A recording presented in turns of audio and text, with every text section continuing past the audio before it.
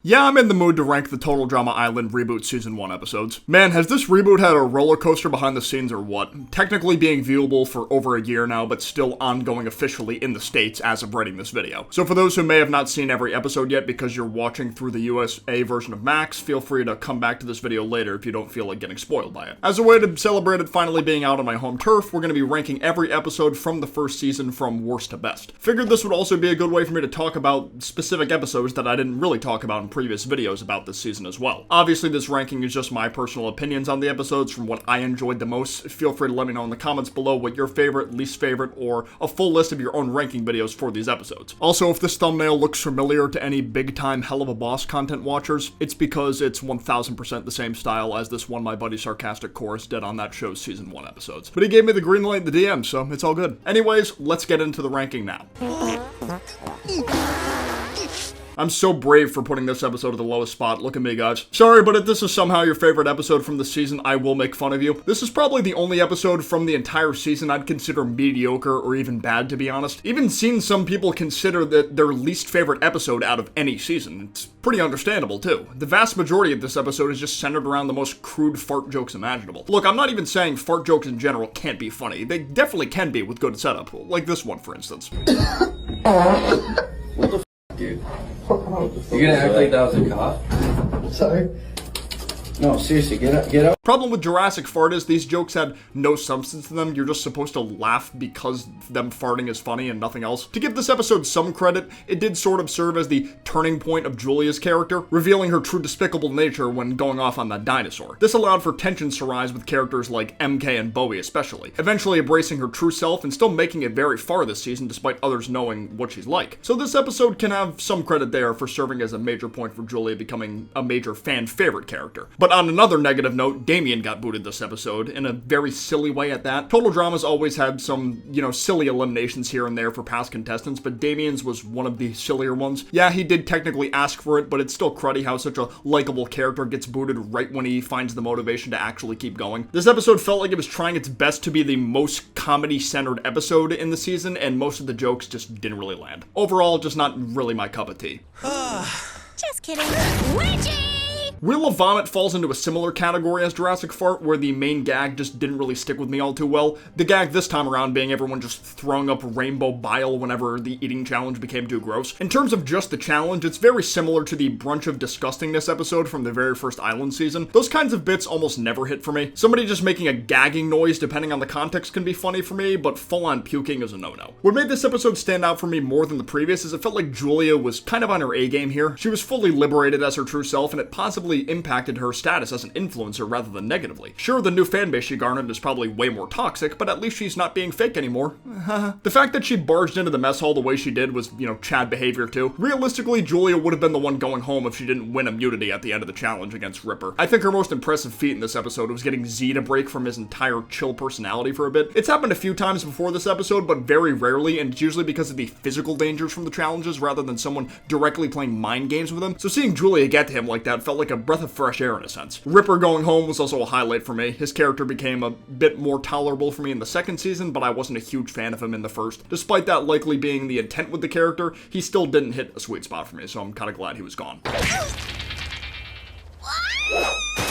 To be clear, from this point onward, every episode I talk about, I consider at least pretty good. That said, Pirates of the Caribbean is my number 11 spot. This is one of those episodes where it felt more focused on the challenge than anything else. The challenge in question being a pirate ship fight to see who can sink the other ship first. There were lots of good action sequences here. Focusing almost entirely on the challenge isn't necessarily a bad thing, to be clear, but it's one of those things where I personally like a good mix of challenge and engaging interactions between the characters. And it felt like this episode was lacking just a bit with the character interactions, outside of what was directly happening in the moment to win the challenge. Only main exception to this was Emma telling Bowie the story of how she broke up with Chase, which is kind of what kickstarted their long-lasting friendship throughout the first season. The reveal of Z having a prosthetic leg is also cool, making him the first physically disabled contestant in the show's history. He was already a pretty lovable character from the jump, but this little extra part of him makes him more relatable to other viewers in his position, which is neat. Axel being the one to get eliminated was fair because she was way too intense for everyone else at that point in time. She was pretty entertaining, so seeing her go early was unfortunate, but hey, that's what the second season is for.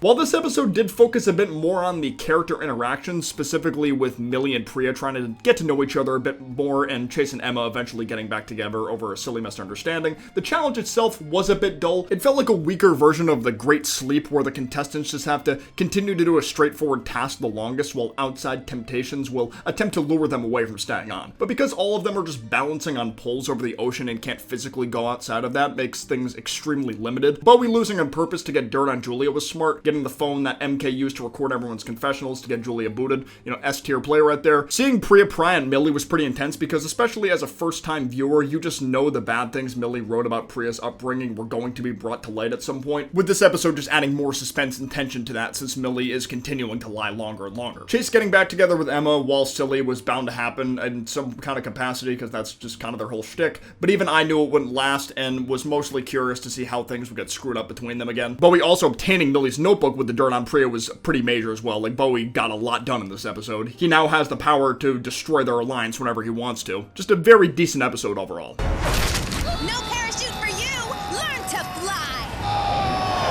This episode is mostly focused on Nichelle, her role as a contestant, and her real-life profession as a Hollywood actress. A unique trope that Total Drama hadn't really done before. The closest thing we got was Blaney being a contestant in 2 episodes of World Tour, but she's more of a talk show host celebrity rather than a film star. Nichelle would go on these big, almost narcissistic rants about how great her life is as a movie star, and a lot of the other contestants would eat that shit up. But when it came for her to actually pull her own weight in the challenge this time around, she couldn't deliver, revealing all of her action-based stunts in the movies were performed by a stunt double named Jerry, having a bit of an existential crisis in the middle of the challenge while the opposing team gains the lead. While it was a bit cruddy of her to lie, it was neat of the show to briefly tackle the dark side of show business. Like, despite how rich Nichelle became, she can't help but not feel very accomplished when her stunt double is the one doing the majority of the work. I like how this episode became more relevant in the second season too, in a sense, with Nichelle using her time in between seasons to actually become more physically fit for Total Drama and her future career instead of relying on others too much. If I were to knock some points off from this episode, it would be the challenge felt pretty basic, kind of just a standard obstacle course challenge, nothing much else. The action sequences were still good though. I really like how this season started using fisheye lens / GoPro camera angles when contestants were in the middle of a certain type of motion. No other season really did that before, so this was a nice breath of fresh air.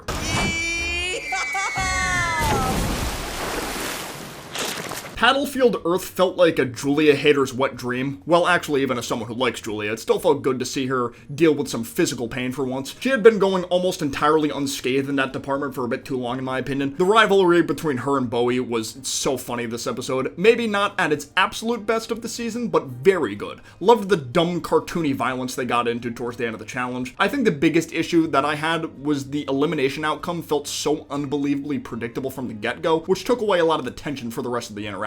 Like, okay, Z is being coerced into 2 different alliances and agreed to be a part of both of them before the challenge even began. Gee, I wonder if that's going to bite him in the ass by the end of the episode. Usually these episodes do a bit better job with making it less obvious on who is going to be eliminated, at least, waiting until the challenge is close to over or completely over. I'm not sure why they did it so early this time around. Fun episode, but wasn't a fan of the predictability / Z getting booted. I'm definitely biased in that regard because this guy is amazing. There is no BFF town. It burned to the ground with everybody inside. No survivors. Population 0. Maybe this is controversial, maybe it's not, I don't know, but I'm putting the season finale at the number 7 spot. It was a solid finale, and having Bowie and Priya as the main top 2 made the most sense for the context of this season. Both of them are very solid characters too. On top of Millie's little arc of her realizing her friendship with Priya is more important than her research coming to a close. It was pretty cute, heartwarming, all that. But to spin back to what I said about Battlefield Earth, the outcome did feel a bit predictable because of how the show set Priya up as this kid who was essentially molded into the perfect Total Drama competitor since birth. At that point, it's like, okay, yeah, no shit, she's gonna win, especially if the other person she's against is one of the more villainous contestants from that season. This finale is one of the only ones to not get a second ending where Bowie wins either, so regardless of what country you live in while watching this episode, Priya will win every single time. Also wish the whole returning cast could have helped out in the finale instead of just a select few again, but Bowie getting stuck with Julia of all people who blatantly sabotaged him, only for him to pull his own weight so well he still outperformed Millie, was very impressive. It may sound like I'm being more critical about this episode than the others, but it's just one of those things where my expectations are a bit higher because it's the finale. You want a season of a show to end in a more grandiose way than the other standard episodes, It's still better than Pakuja's finale, that's for sure. I think my shoe's untied. Ah! No! You cannot put that on TV! The Reboot's opening episode is one of my favorite cast introduction episodes in the whole series. It does an incredible job at showing us these characters' backgrounds prior to coming on the show. What was especially cool was all the scenes of these characters moving around in different environments outside the island while explaining their stories. It kind of felt fourth wall breaking in a sense. Like an upgraded version of the audition tapes we used to get from the previous cast members, but with so much more effort put into them because these new characters aren't just glued to one set piece anymore. One could argue that this amount of exposition for each character isn't super ideal because seeing is better than telling, which I do agree, but in my opinion, these introductions told us just enough while allowing these characters to still speak for themselves with their future actions from then on. You could tell Total Drama was trying to be a lot more modernized this time around with the characters too, especially with Chase, Emma, and Julia with the whole influencer slash vlogger lifestyle that so many people in the real world have wanted to do themselves. But it never felt too try-hard with how the characters' dialogue played out. Sometimes it did, but most of the time I could imagine a real influencer who was very detached from reality saying the things that these guys would say. The first challenge was fun too, despite not being entirely new in concept. I always like these kinds of challenges where teams have to work together with one half doing the hands-on while the others are, forced to be hands-off and just guide them vocally from afar. Caleb going home didn't really affect me, but his elimination was a nice introduction to Bowie's true nature. He's not evil per se, just extremely strategic and kind of conniving and, values the prize the most. Though I do wish we could have got to see more of his craft in action instead of the episode just kind of off-screening where he explains what he did in the confessional. That's something this reboot does more often than it should in my opinion, at least when it comes to certain big plays to get someone booted.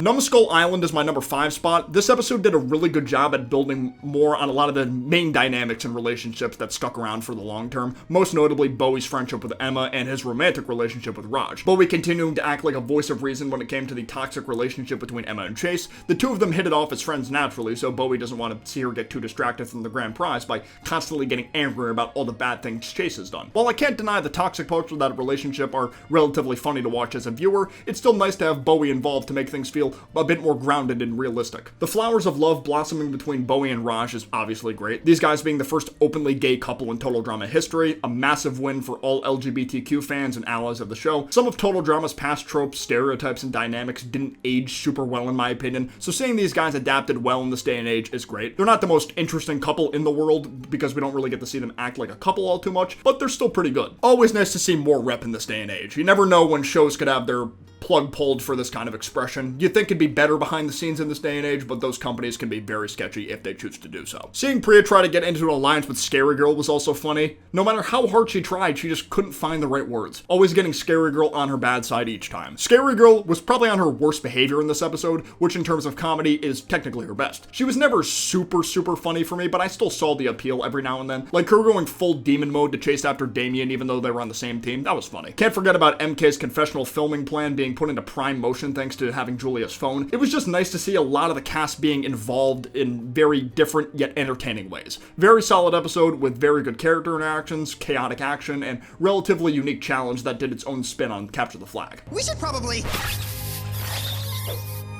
In terms of visuals and general animation direction, this might be my favorite from the season. I mentioned the fisheye angles before being good, and this episode I think does this the most, and they don't get old to me. With Z's whole hallucinating bit being the cherry on top, it was just fun. The big highlight was definitely Raj and Bowie sharing their first kiss, officially making them a couple from here on out after 5 episodes of romantic tension already building up between them. Wayne sees it all, and this just goes to show how good of a friend he is. Not only is he extremely happy and supportive behind the scenes for his best friend, he's also not going out of his way to let Raj know that he saw it because he wants Raj to tell him on his own terms. I think this was the moment that solidified these two as my favorite best friend duo in all of Total Drama. It was so wholesome, and the wholesomeness with these two doesn't end here, which I'll get more into in a bit. The tensions rise between Julia and MK as well, a duo that became a lot more entertaining in the second season, but the few crumbs we got here were still fun. Julia actually almost gets booted in this episode due to the tensions rising with their teammates. Luckily, she's able to find the phone MK used to record everyone's confessionals and got her eliminated instead, using the most insane reason, but still a fair one. She's seen all of you pooping. It was a very good episode. Maybe it could be moved up or down a spot or two, but that's the thing about these ranking videos for this many episodes. Certain ordering can be a bit tricky.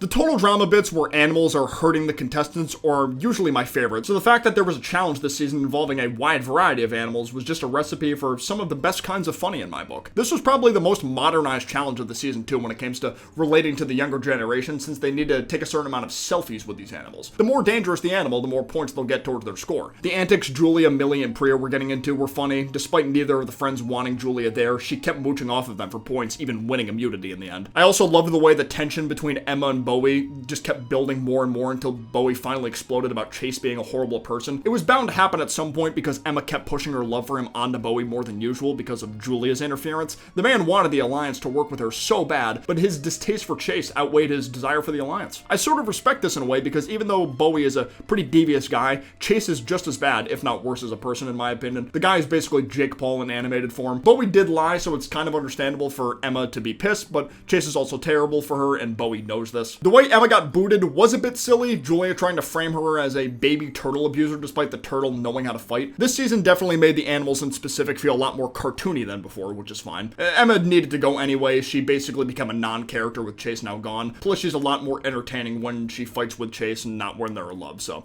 I don't mind her being booted at all. Bowie and Julia were realistically going to vote for her anyway, but this comment just made things even easier for Priya and Millie. Wait, I inhaled too much rubble dust. Maybe you can rub my back? Come on, come on! As someone who loves Bowie a lot and has him in my top 3 characters out of the whole Reboot cast, I just had to put this episode at number 2. This guy was on his game this episode. Instead of simply trying to work with Millie and Priya directly to get rid of Julia, he wanted to partner with her intentionally to throw the challenge. So it would not only guarantee Julia being gone, but it would be easier to pit Millie and Priya against each other with the notebook reveal after the fact. Lo and behold, it all worked in his favor. He got Julia eliminated, which he'd been trying to do for several episodes, and he got Priya and Millie to hate each other. That's why he's the MVP! That's why he's the GOAT! The GOAT! This was the kind of behavior and strategic plays I'd missed from the original Total Drama for so long. Another thing the season liked to do a lot of was smear frames on the hand movements with characters, something that wasn't really a thing in any other season. This episode had a lot of that, mostly with Bowie freaking out over the bats chasing him, and little things like that are nice to see, with the crew adding a bit of extra flair to the visuals. The smear effect isn't unique to this episode, obviously, but it feels the most noticeable here, and it's great. Julia and Bowie interactions galore, great as always. They're like a more comedic, non-romantic version of Alejandro and Heather. Julia going home was bound to happen since she's the main antagonist, and the main antagonists usually don't make it to the finale. Deserved, but it's always sad to see such a good villain go. My only small gripe with this episode was that one bit they kept doing with Millie having a wedgie. I never really found it funny the first time, so seeing them use it, 3 more times at least, did nothing for me. I gave that cassowary a fake phone number because she seemed a little obsessed, and I was worried she might... Severe Eggs and Pains is definitely my favorite episode of Season 1. When it comes to rewatches of these episodes, I've watched this one more than the rest because it's just that enjoyable to me. It felt like the perfect mix of comedy and genuine character interactions. The challenge revolving around the newly merged contestants collecting cassowary eggs scattered around the island. Newly merged team episodes are typically more exciting for me than others because we get to see how the contestants will need to change or adapt their previous game plans to continue to last further in the game, for better or worse. Also, for those who don't know, those birds are insanely dangerous in real life. Their kicks are basically the equivalent of getting hit by a car from what I've heard. The characters that felt like they got the most focus here were Wayne, Raj, Chase, Emma, Z, and Ripper. Wayne and Raj's whole thing was trying to win the challenge while Wayne tried to subtly get Raj to tell him about his relationship with Bowie. Raj is unintentionally avoiding confessing at first until the two of them duke it out against a cassowary, where Raj admits in a pretty heartwarming yet painful moment between these two guys who are basically brothers. Really sad how both these guys had to go because of the severity of their injuries, but it is what it is. The Chase and Emma stuff followed about the usual formula of Chase failing when he actually tries to gain Emma's approval, only to get it when he's not trying to be affectionate at all. And of course, Z and Ripper's ridiculous plan to swoon a cassowary by dressing Z up like one. It was so stupid in the best ways possible, and even funnier when it actually worked. Unfortunately, Z was in for a rude awakening when the bird found out he was human all along. There really isn't much I can say that I'd change about this episode, to be honest. It's the perfect blend of Total Drama goodness, setting up drama while also excelling in the comedy department. If Total Drama continues to get more seasons due to the US ratings being good enough, hopefully future episodes can hold up to the same level, if not higher quality, as Severe Eggs and Pains. I will more than likely do another one of these ranking videos once the second season starts properly airing in the States as well. Maybe in between that time I'll actually stop being a lazy ass and rank the episodes from the other seasons. Let me know in the comments what you guys' favorite and least favorite episodes are. I'd love to know your thoughts. Huge thanks to my gold tier patrons, BFP4, Lunar, Izzytorium, Draconis, and London Morse. You guys' support really means the world to me. Don't be a stranger to leaving a like down below and subscribing for more content like this in the future. But for now, I will see you guys next time. Peace out, take care, bye-bye.